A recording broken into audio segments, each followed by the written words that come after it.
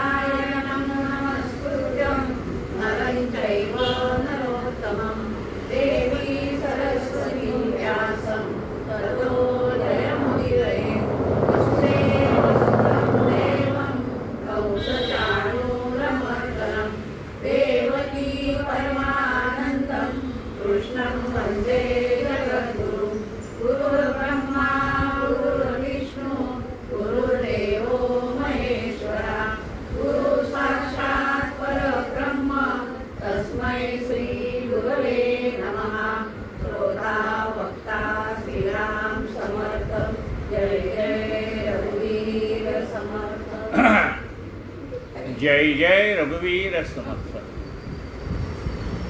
आपण समर्थ रामदास स्वामी यांनी शिवथरगळीमध्ये कल्याण स्वामींना सांगितलेला आणि कल्याण स्वामींनी लिहून घेतलेला दासबोध ग्रंथ ऐकला। त्यानंतर समर्थांनीच केलेले 205 मनाचे श्लोक ऐकले आणि त्यानंतर आपण दरवेळेला दासनवमीमध्ये समर्थ रामदास स्वामींच्या दासनवमीला आपण आत्माराम ऐकतो। पण त्या आत्मारामाला काय होतं, घाईघाई होते। इकडं स्वयंपाक चाललेला आहे, इकडे हे चाललेलं आहे, तिकडे ते चाललेलं आहे आणि ते शांतपणे ऐकायचं राहून जातं। किंबहुना ते रेकॉर्डच झालेलं नाही। मध्ये एक प्रयत्न केला होता आत्मारामाचा एक, पण ते काही ते अर्ध्या पाऊण तासाचं एक झालं आणि तेही सलग नव्हतं। त्यामुळे मनामध्ये विचार आला की आत्माराम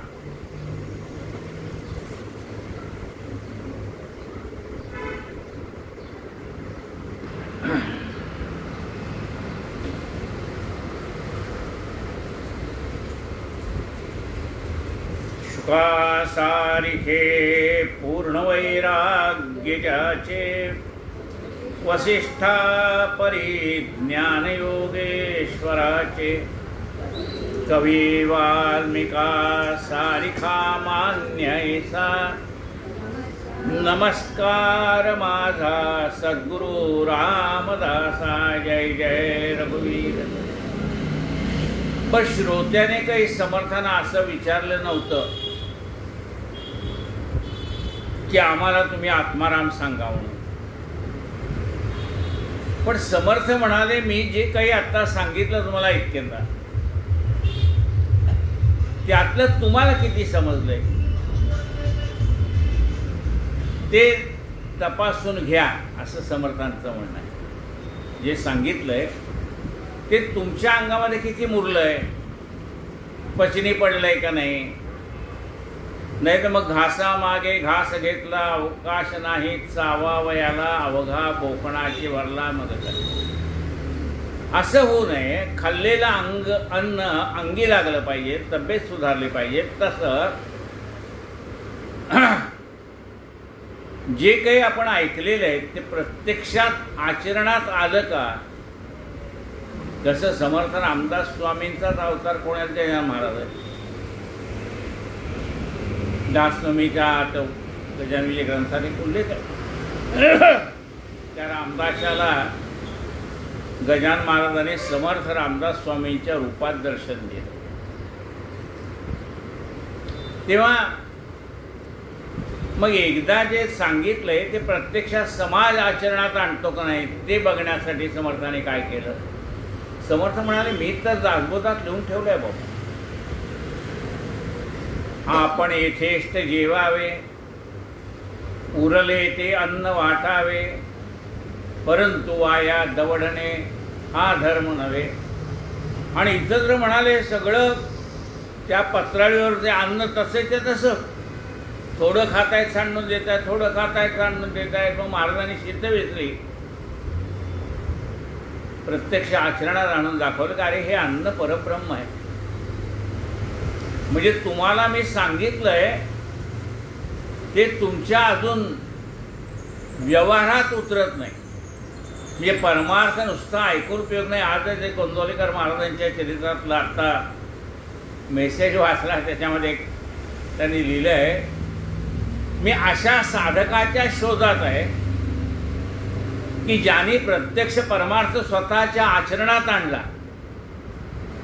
साधक सगळेच आहेत, पण परमार्थ प्रत्यक्ष आचरणात आणणारा साधक तो माझ्या दृष्टीने महत्त्वाचा आहे।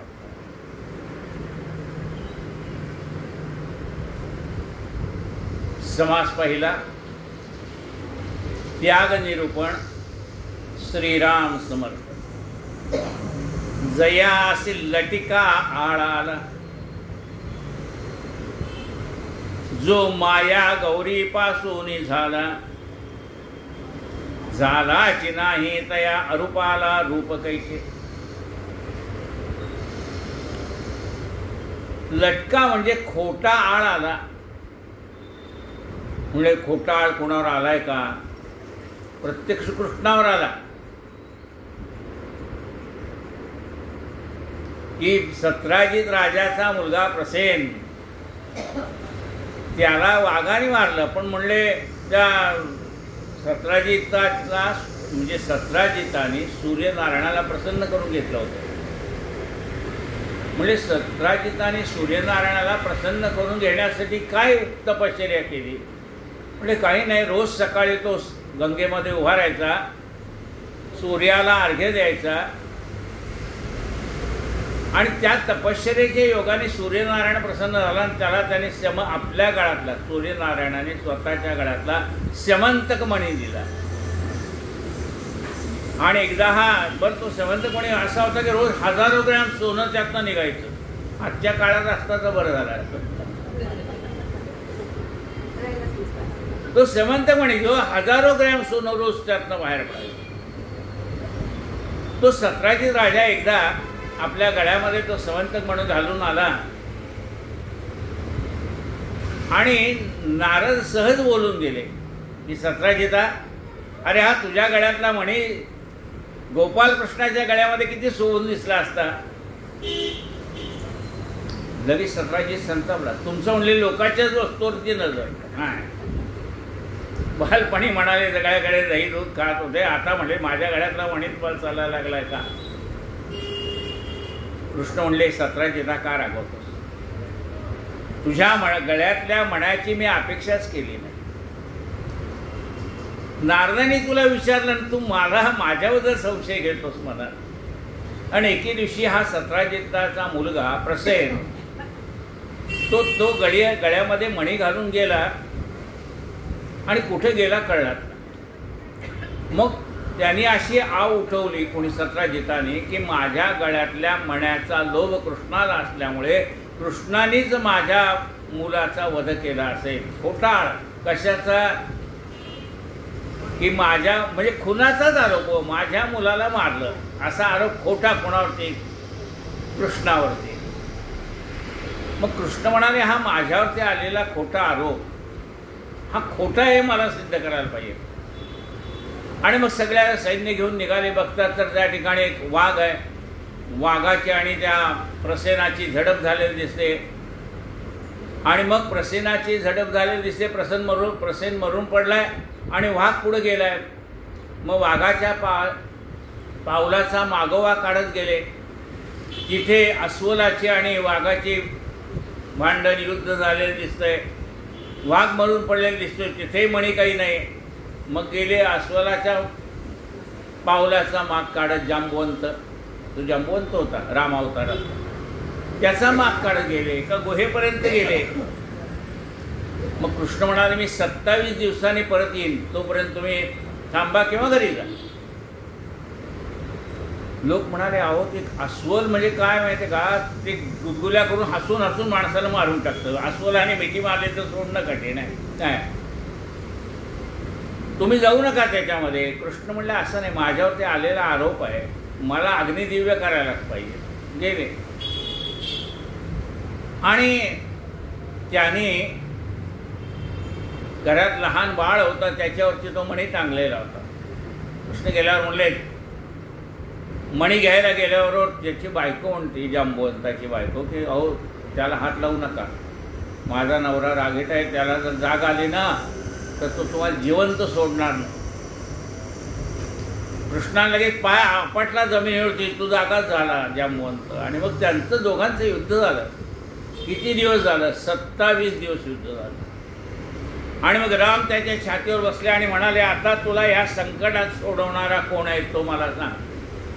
शेवटचं नाव घे, तुला जो कोणी या संकटातनं सोडवेल. तो म्हणाला ह्या संकटातनं मला सोडवणारा एकच आहे.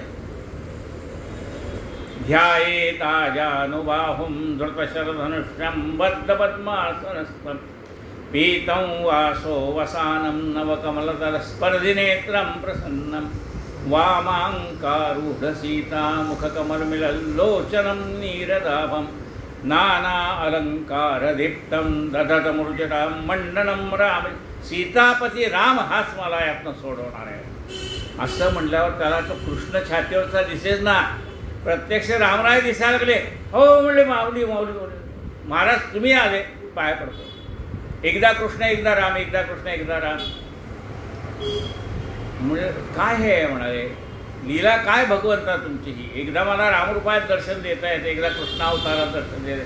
म्हणले ज्यावेळेला रावणाला जिंकून आपण परत आलो ना अयोध्येला, त्यावेळेला प्रत्येकाला मी काही ना काही दिलं.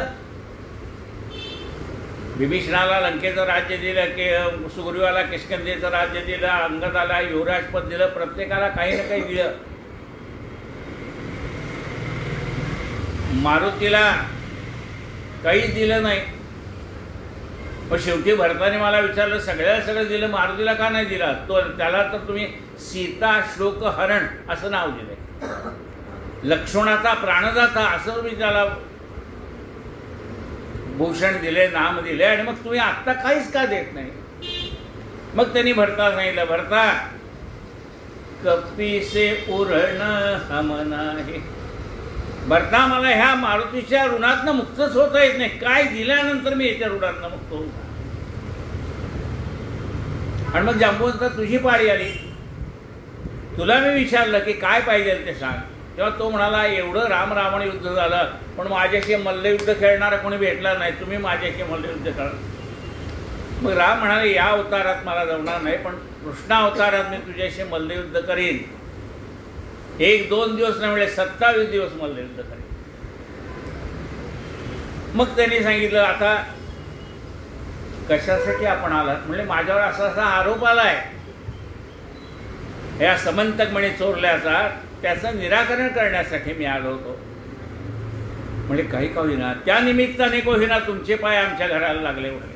हां, पण म्हणले रामा, आता मी नुसता तुला मणी देणार नाही. माझी जांबवंती आहे ना, तिला तू स्वीकार. माझी मुलगी आहे, तिचं लग्न तुझ्याशी झालं पाहिजे अशी माझी इच्छा आहे. तेवढ्यात नारद हजर.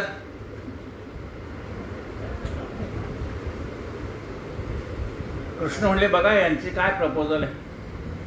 ते म्हणतात, मण्याच्या बदल्यात तुम्हाला एकावर एक फ्री. म्हणजे तुम्हाला आता या मण्याबरोबर माझी मुलगी पण देणार आहे. म्हणजे चांगली जोडी जी म्हणाली. तिच्या अंगावर या पायाच्या नगापासून डोक्यावरून केसच केस. नागपुराची मुलगी म्हणजे काय असणार. चांगली जोडी दिसेल म्हणाले. कौतुक आहे तुमचं. सगळ्या त्या तुमच्या ज्या बायका आहेत बाकीच्या त्या तिचं कौतुक करते. कृष्ण म्हणले, नारदा अरे हा विनोद बाजूला राहू दे. आणि कृष्णाने जांबुवंतीकडे पाहिल्यावर नखशिकांत सुंदर झाली ती. मग झालं, लग्न झालं तिथेच गांधर्व पद्धतीने. तेव्हा भगवंताने नारदाला सांगितलं की एखादं पद म्हणा. आता लग्नात कशी गाणी बिणी म्हणतात की नाही, तसं म्हणलं एखादं पद म्हणा. नारदांना किंचित अहंकार झाला. बघा आता साधू संतांना अहंकार सुटत नाही, आपल्यासारखे ते काय करतात म्हणजे कुणापुढे म्हणून. या अस्वलांना काय कळतंय,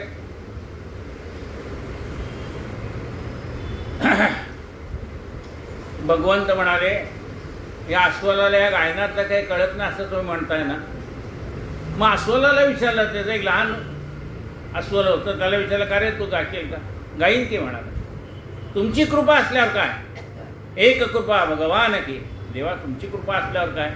मुखम करोति वाचालम पंगुम लंघयते गिरिम यत् कृपा तमहं वंदे परमानंदम माधव. म्हणेल म्हणाले गाणं. मस्तकी तो ठेविला वरद कर, कृपादृष्टीने पाहिलं त्याच्याकडे, सगळं ज्ञान त्याला प्राप्त झालं. त्याने सुंदर असं गायन केलं. गायन केल्यावर शिळा विरल्या आणि नारदाची जी ब्रह्मवीणा आहे ती त्या शिळेत अडकली. गायन संपल्यावर ती शिळा पुन्हा एकरूप झाल्या. ती विणा काही त्याला ब्रह्मवीणा बाहेर काढता येईना. मग भगवंत म्हणाले नारदाला, आता तुम्ही एखादं पद म्हणा. म्हणजे त्याच्या पदाने जर जमीन विरली आहे तर तुमच्या पदाने पुन्हा ते विरेल, तुमची ब्रह्मवीणा काढून घ्या म्हणाले. नारदाने पुष्कळ प्रयत्न केला पण जमलं नाही. का जमलं नाही. साळुंकी मंजुळ बोलत असे वाणी, बोलविता धनी वेगळाची. बोलणारा तो राम होता ना, त्यांनी जर हवा काढून घेतली तर एक शब्द तोंडातनं बाहेर पडत नाही. दुसऱ्या अस्वलाला बोलवलं, तू म्हणशील का. रामराय आपली कृपा. त्यांनी म्हणल्यावरती पुन्हा शिळा विरल्या विणा काढून. परत आले. सत्राजिताला तो मणी दिला. सत्राजित म्हणाला, आता मी नुसता मणी घेणार नाही, हा मणी मी तुम्हाला देणार. पुन्हा एका व्यक्ती सगळीकडं तेच लागलेलं हो. तो म्हणला, याच्यावर माझी मुलगी सत्यभामा पण तुम्हाला स्वीकारावी लागेल. बरं. तो मणी पुन्हा त्यांच्याकडे आला सत्राजिताचा. ही गोष्ट आपल्याला माहिती आहे. ज्यावेळेला तुला केली कृष्णाची, त्यावेळेला तिला केवढा अहंकार. रोज हजारो ग्रॅम प्रसवणारा वेळ तो तिच्याकडे समंतक मणी होता. मी सगळं सोनं आणून टाकलं पारड्यात, पण पारडं खाली गेलं नाही. केवळ रुक्मिणीने एक तुळशीपत्र ठेवल्याबरोबर ते तुला. सांगायचं तात्पर्य काय, जया असे लटिका आळाला. खोटा आरोप. जया असं लटिका आळाला म्हणजे काय आला आळ, जो माया गौरीपासून झाला. म्हणजे माया ही भगवंताची माया आहे ना, मूळ माया वैष्णवी. तिला वेगवेगळ्या नावाने ओळखलं जातं. तिला कुठं गौराई म्हणलं जातं, कुठं काही म्हणलं जातं. तीच आहे ती आदिशक्ती आहे. म्हणाले तिने निर्माण केला असा त्याच्यावर आळ आला. म्हणजे तिने काय निर्माण केले, ब्रह्मा विष्णू महेश. पण त्याला निर्माण केले का नाही, म्हणजे मूळ परब्रह्माला तिने निर्माण केले का नाही. कारण ती परब्रह्माची शक्ती आहे, ती कशी त्याला निर्माण करू शकेल. म्हणून तिने त्याला निर्माण केलं नाही, पण म्हणलं त्याच्यावर आळ आलं की रुक्मिणीच्या गौरीनीच निर्माण केलं, म्हणून त्या लक्ष्मीने निर्माण केलं, आदिमायाने निर्माण केलं, असा त्याच्यावर आळ आला. म्हणाले जया असे लटिका आळ आला, जो माया गौरीपासून झालाच नाही तया अरूपाला रूप कैचे. अहो जो निर्गुण निराकार परमात्मा आकारालाच आला नाही, त्याला नाव कुठलं आणि रूप कुठलं. त्याला नावही नाही आणि रूपही नाही. खोटा आळाला आहे तो आला म्हणून. हे त्या कार्यापुरती निर्माण केलेली आहेत. प्रतिभा करण्याकरता विष्णू, जन्माला घालण्यासाठी ब्रह्मदेव, संहार करण्यासाठी शंकर. पण तो हा विष्णू नाही. कोण तो निर्गुण निराकार परमात्मा आहे. त्याने निरनिराळे अवतार घेतलेले आहेत, पण तो स्वतः आकाराला आला नाही. जयास लटका आळाला, जो माया गौरीपासून झाला, झालाच नाही तया अरूपाला रूप कैचे, तेथे साधनाचा विचार, न घडे निर्विकारी विकार, तेथे साधनाचा विचार, तिथे विचार केला पाहिजे. काय विचार केला पाहिजे? न घडे निर्विकारी विकार, निर्विकारामध्ये विकार निर्माण होत नाही. न घडे निर्विकारी विकार, मग असा जो अरूप आहे, अनाम आहे, जो निर्गुण निराकार आहे, ज्याच्या इच्छाशक्तीने विश्व चाललेलं आहे, परी तयास नमस्कार भावबळे माझा श्रीराम. समर्थ म्हणतात त्या परमात्म स्वरूपाला माझा नमस्कार आहे, भावबळे माझा. जयाची वेदशास्त्रे पुराणे, जयाचे नि नाना निरूपणे, जयाचे नि स्वसुखाला आलणे, शब्दे निशब्द. पण ज्याच्या सत्तेने म्या बोलविल्या वेदू बोले, आहे ना, म्या बोलविल्या वेदू बोले, ज्याच्या सत्तेने वेद बोलतो, ज्याच्या सत्तेने शास्त्र वादविवाद करतात, ज्याच्या सत्तेने पुराण चालतात. जयाची वेदशास्त्रे पुराणे, जयाचे नाना निरूपणे, त्या निर्गुण निराकार परमात्म्याचं वर्णन करण्यासाठी नाना प्रकारची निरूपणं होतात. जयाचे नाना निरूपणे, जयाचे स्वसुखाला धणे, शब्दे निशब्द. आणि ज्याच्यामुळे आपण स्वसुखाला प्राप्त होतो, स्वसुखा लाधणे, शब्दे निशब्द. ते शब्दाने कळत नाही, कारण ते निशब्द आहे, शब्दाने सांगावं लागत नाही. म्हणून शब्दाने न सांगता कसं कळतं? म्हणजे आपल्या भावना व्यक्त करण्यासाठी शब्द पाहिजेतच ना, पण शब्दाने न सांगता कसं कळतं? एक मनुष्य मिलिटरीत होता, 12 वर्षांनी परत आला. आता त्याच्या गती जुना काळ होता, आत्ताचा काळ असता तर त्या बायकोन जाऊन मिठीच मारली असती त्याला. तो जुना काळ होता. 12 वर्षाने आला. 12 वर्षाने त्या सगळ्या घरातली मंडळी त्याच्या स्वागताला. हे विचारी सुनबाई कुठेतरी कोपऱ्यात, आधी आजोबा आजी येणार, आई वडील येणार, भावंड येणार, नातवंड येणार, बाकीचे कोण त्याचे पुतणे भाचे काय सगळे येणार. ही बिचारी मागेच ना. आता विचार करा, ते नवरा बायको काही बोललेत का? नाही. नवऱ्याने फक्त बायकोकडे पाहिलं, बायकोने नवऱ्याकडे पाहिलं, त्यांचा संवाद झाला. एवढ्या सगळ्या लोकांच्या देखत म्हणले, अहो ते एक शब्द बोलले नाही, संवाद काय झाला? अहो मी तुमची किती दिवस वाट पाहत होते, 12 वर्ष झाले की. तो हो ग, खरंच आहे. संवाद झाला. ते शब्देवीण संवादिजे, इंद्रिया नेणता होगिजे. जयाचे वेदशास्त्रे पुराणे, जयाचे नाना निरूपणे, जयाचे स्वसुखाला धणे, शब्दे निशब्द श्रीराम. जे शब्दास आकळेना, जे शब्दे विण सहसा कळेना, कळले ऐसे घडेना जय स्वरूपी श्रीराम.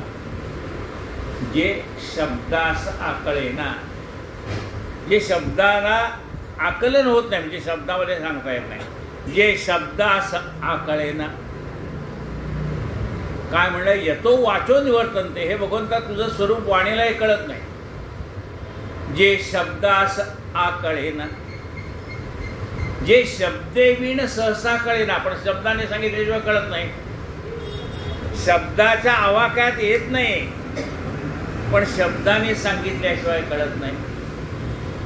जे शब्दासी आकळेना, जे शब्देविण सहसा कळेना, कळले ऐसे ही घडेना जय स्वरूपी श्रीराम. कळलं असंही म्हणता येत नाही.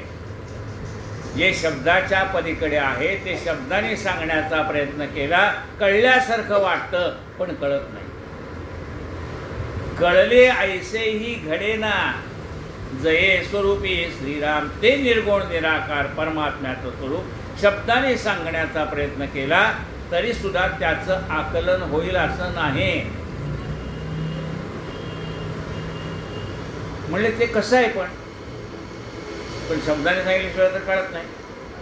काहीतरी वर्णन करा म्हणाले, आम्हाला कळेल साध्या सोप्या भाषेत. ऐसे सदा सर्वदा ऐसे सर्वत्र संचलित. ते निर्गुण निराकार रूप सर्वत्र संचलेले आहे. सदा संचला येत ना जात काही. तो सदैव सर्वत्र आहे. ऐसे सदा सर्वदा संचले. जे तर्कान वचे अनुमानले. जे तर्काने कळत नाही, सर्वत्र भरलेलं आहे पण तर्काने जाणण्याचा प्रयत्न केला तरी कळत नाही. जे तर्कान वचे अनुमानले ते जयाचे प्राप्त झाले आपरूपापणाशी. असं जे आहे ते शब्दाच्या अवाक्यात येत नाही. शब्दाने सांगितलं तर कळलं असं होत नाही. जे सर्वत्र संचलेलं आहे, भरलेलं आहे, जे तर्काने सुद्धा जाणता येत नाही असं ते परमात्म्याचं निर्गुण निराकार स्वरूप. ते ज्याच्यामुळे प्राप्त झाले आपणाशी. आपली आपली भेट पडली. आपणाशी. बरेच दिवसांनी आपली आपली गाठ पडली. आपणाशी.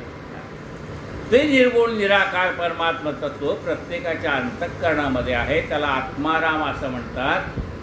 त्याची आणि आपली गाठ पडली.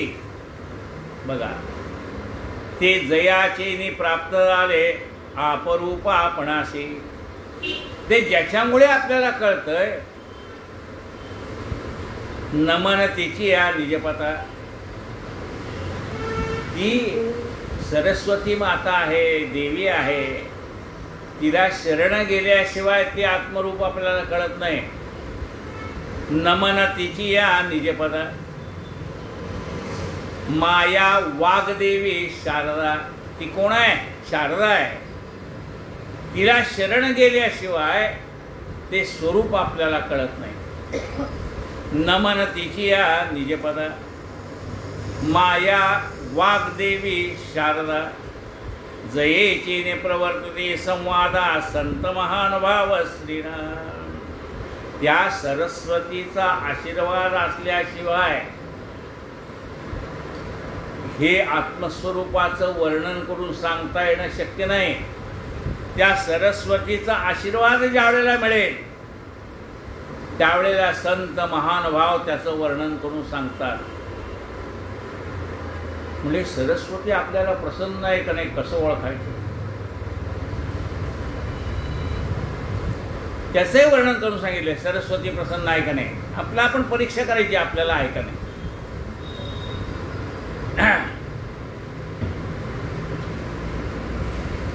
सरस्वती जयास प्रसन्न. सरस्वती ज्याला प्रसन्न आहे ना त्याला शब्द भांडार कमी पडतच नाही.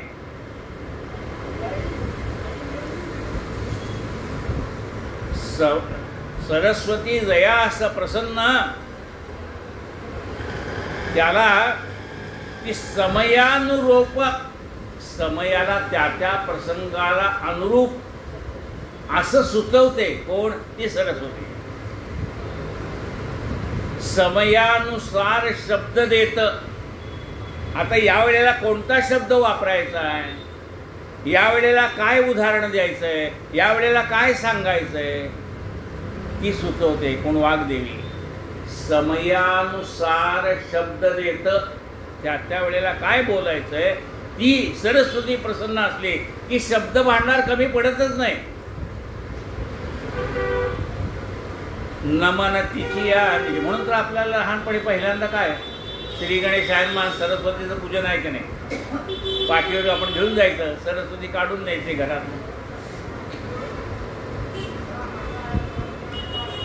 नमन तिची या निजपदा.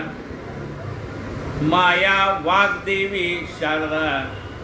जयेची प्रवर्तते संवादा संत महानुभाव. संत आणि महानुभाव हे या संवादाला प्रवर्तित होतात.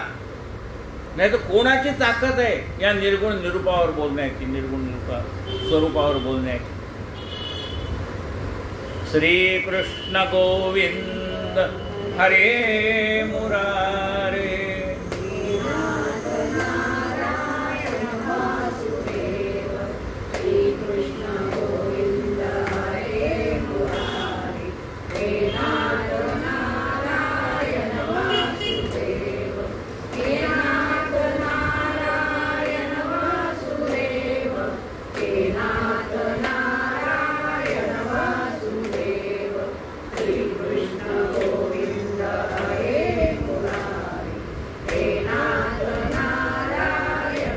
गोपाल कृष्ण भगवान की जय. आत्माराम या विषयावर आपलं प्रवचन चालू आहे, निरूपण चालू आहे. पहिला अध्याय आहे आणि 6 ओवे आत्तापर्यंत झालेले आहे. आता वंदीन सद्गुरु स्वामी. आता गुरुला वंदन करतो.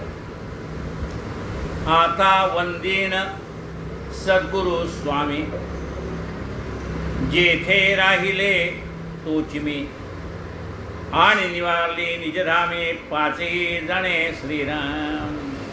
आता त्या सद्गुरूला वंदन करतोय की ज्याच्यामुळे माझ्यातला मीपणा निघून गेला. आता वंदीन सद्गुरु स्वामी, जेथे राहिले तोच मी, आणि निवारली निजधामे पाचही जणे. ज्यांनी माझ्या ह्याच्यातली पंचतत्व जी आहे शरीरातली त्या सगळ्याची माहिती करून दिली. तू ह्या सगळ्याच्या पलीकडे हे सांगितलं. अशा त्या सद्गुरूला ज्याने मला माझ्या आत्मस्वरूपाची गाठ घालून दिली त्या सद्गुरूचं मी वंदन करतोय, त्याला नमस्कार करतो. आता वंदीन सद्गुरु स्वामी, जेथे राहिले तोच मी, आणि निवारली निजधामे पाचही जणे श्रीराम. तया निजपदाकडे आनंदी वृत्ती वावडे, पद लाधलिया जडे तद्रूप होणे श्रीराम. त्या निजपदाकडे जायचं आहे आपल्याला. म्हणजे ते निजपद कसं आहे? आनंद स्वरूप आहे, चिदानंद रूप शिवोहम. त्या आत्मस्वरूपाकडे आपल्याला जायचं आहे. काय म्हटले पहा, तया निजपदाकडे आनंदी वृत्ती वावडे. ते पद मिळावं म्हणून मनामध्ये धडपड चालली, आनंदाच्या उकळ्या उठतात की कधी एकदा ते आनंद असणं, आनंद स्वरूप मला प्राप्त होईल. पद लाधलिया जडे तद्रूप होणे. ते पद आपल्याला प्राप्त झाल्यानंतर आपण तद्रूप होऊन जातो, म्हणजे आनंदाशी एकरूप होतो. आता आपल्याला जगामध्ये जिकडे पाहाल तिकडे दुःख दिसतंय हो. पण त्याची कृपा झाल्यानंतर काय दिसेल? आनंदी आनंदकडे जिकडे तिकडे चोहीकडे नभाद भरला. सगळीकडे ओतप्रोत भरलेला आनंद त्याच्या कृपेने आपल्याला दिसायला लागतो, जाणवतो. आपण त्या आनंदाशी समरस होऊन जातो. आपल्याही मनामध्ये आनंद चिरस्थायी होतो. थोड्या वेळा आनंद आणि थोड्या वेळ दुःख. सुख पाहता जवा पाडे, दुःख पर्वता एवढे, असं आहे आत्ताची आपली परिस्थिती. आपल्याला सुख थोडं मिळतं आणि दुःख जास्ती मिळतंय. पण हे निजपद प्राप्त झाल्यानंतर त्या आनंदाला तोटाच नाही, अशी अवस्था आपली होऊन जाते.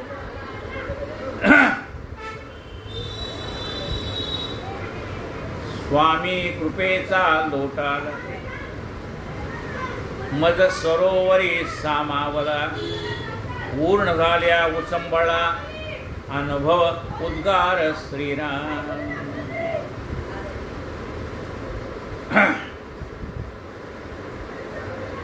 स्वामी कृपेचा लोट आला. समजा आपल्याकडे एवढंच, आपल्या अंगणामध्ये एवढाच खड्डा आहे, पण मुसळधार पाऊस पडला आता एवढासा खड्डा भरला की आणि तो उचंबळून वाहू लागला, तसं आपलं मन छोटं आहे ना, अजून विशाल कुठं झालं आहे. आपलं मन अजून सूक्ष्म म्हणजे संकुचित मन आहे. पण एकदा का त्या सद्गुरु कृपेचा लोट या संकुचित मनामध्ये साठला ना, मग तो उसंबळून बाहेर व्हायला लागतो. कशाच्या रूपाने? अनुभव उद्गार.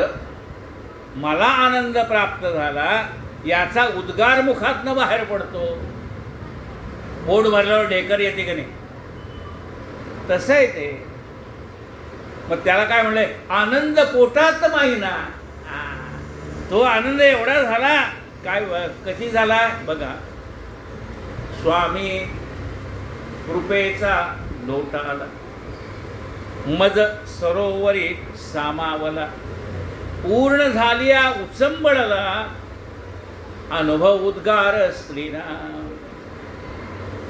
तो आनंद माझ्या शरीरामध्ये एवढा झाला की तो आनंद बाहेर पडला, आत मावेना.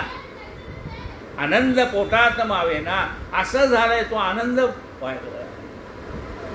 ते प्रेम सुद्धा एकदा पोटात भरलं ना की ते सुद्धा बाहेर पडायला लागतं. प्रेम सर्वांगाचे ठाई, वाचे विठ्ठल रखुमाई. प्रेम सुद्धा ओसंडून व्हायला लागतं. पोटात राग आल्यानंतर तो सुद्धा ओसंडून वाहतो, धन आपटतो, भरभर पाय याच्यावर जमिनीवर आपटत आपटत जातो, भांडी आपटतो, अमुक करतो. तो आता तो पण पोटात वाहत नाही ना. राग शब्दातनं बाहेर पडतो, डोळ्यातनं बाहेर पडतोय, हातातनं बाहेर पडतो, तो मावत नाही ना. तसा हा सद्गुरु कृपेने आपल्यामध्ये आलेला आनंद तो पोटात राहत नाही. आपल्याला आलेले अनुभव आपल्या मुखातनं बाहेर पडतात. स्वामी कृपेचा लोट आला, मज सरोवरी सामावला, पूर्ण झालिया उचंबळला, अनुभव उद्गार श्रीराम.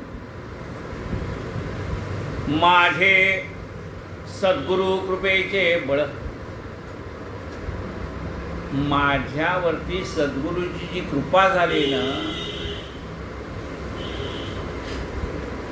ते किती आहे? माझे सद्गुरु कृपेचे बळ, मना माझे साठवले तुंबळ, तेणे बळे स्वानंद जळ हे लावू लागे. त्या सद्गुरूचे कृपेचं बळ मनामध्ये एवढं साठवलेलं आहे की डोळ्यातनं आपोआप आनंदाश्रू बाहेर पडायला लागतात, आणावे लागत नाही. त्या नटाला सांगितलं आता तुमच्या डोळ्यातनं आनंद म्हणजे डोळ्यातनं अश्रू आले पाहिजे, मग तो लगेच ग्लिसरीन टाकतो डोळ्यात माळवड्यात. इतर कृत्रिम आणावं लागत नाही. ते आतमध्ये भरलेलं आहे ना, स्वभावेची आहे बाहेरी.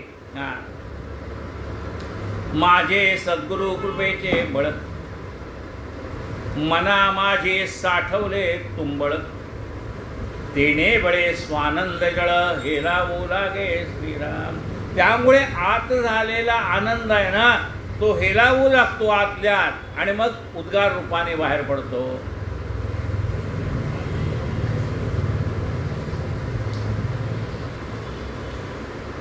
फोन करून ठेवत जाओ तुम्ही, मग किती झालं बघायला नको. फिरी कायेन वाचा मनसेंद्रियर्वा बुद्ध्यात्मना वा प्रकृती स्वभावात् नारायणायति समर्पयामि. अच्युतं केशवं रामनारायणं कृष्णदामोदरं वासुदेवं श्रीधरं माधवं गोपिकावल्लभं जानकीनायकं रामचन्द्रं. राम राम राम हरे हरे, हरे कृष्ण कृष्ण कृष्ण हरे हरे, हरे राम राम राम हरे हरे, हरे कृष्ण कृष्ण कृष्ण हरे हरे, हरे राम